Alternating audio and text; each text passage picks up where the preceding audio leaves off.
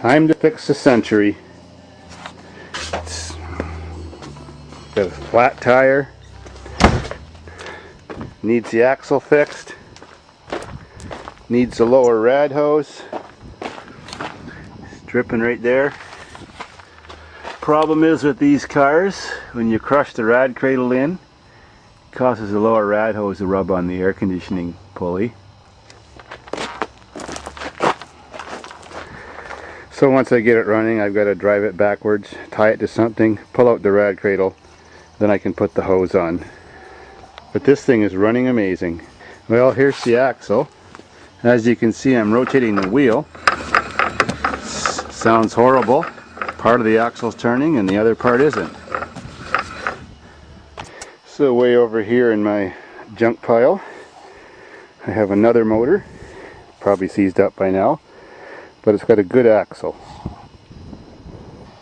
Well, after I unbolt the ball joint, which is pretty simple, I get my big long unbendable wrecking bar or pry bar, stick it in the A-arm, push down, and on pretty much all cars that's how I release the ball joint and how I put it back in. It's really simple. Most times you can do it by yourself.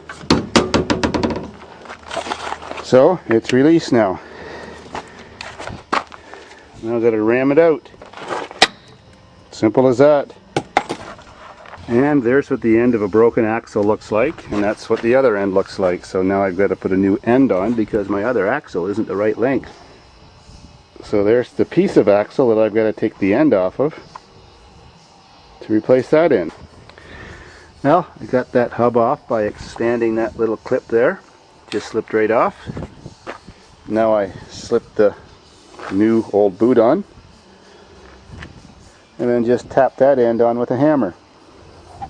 Locks right in. That's all there is to it. 5 minutes later, all done. Now we have a shortened Olds 98 axle, shortened to Buick Century size.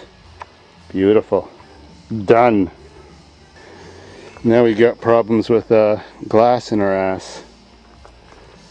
Fucking vandals busted my window out. Look at that pile of redneck diamonds. Well, someone donated one of those this week, so now we're all set. Well, I'm about to install the battery and see if she's back to life again. Done. Now the big test. Oh, glass in my ass. Sweet.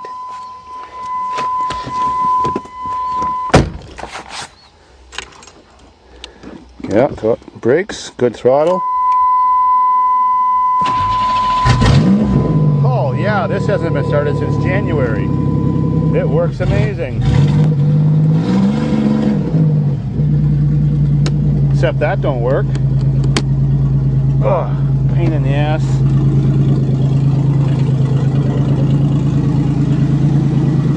Don't you love the sound of redneck exhaust in the afternoon? Even the eyes are alive a little.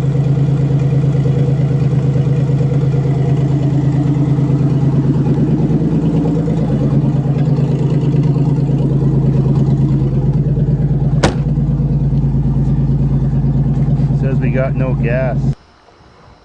I'll use the tractor as a dead weight to yank out the rad cradle with the chain.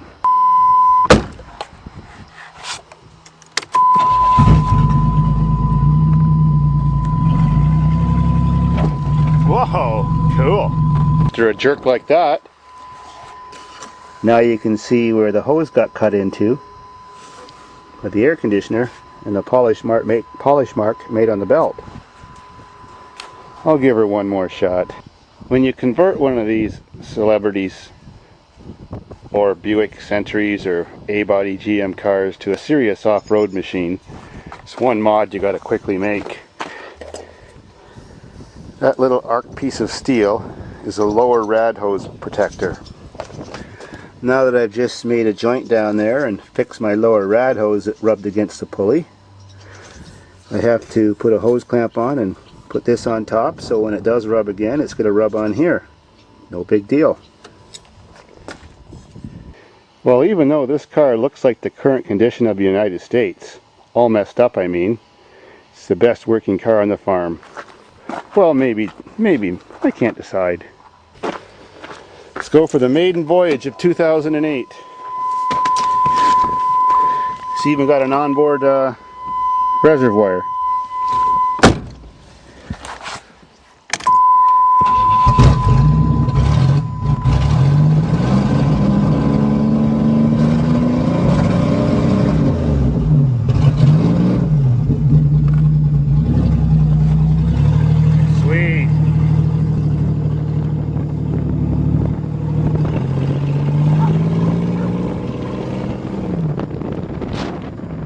Conditioning works great. I love the invisible windshield option.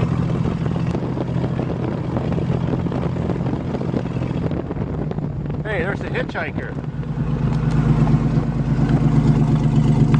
I wonder if she wants to come for a ride.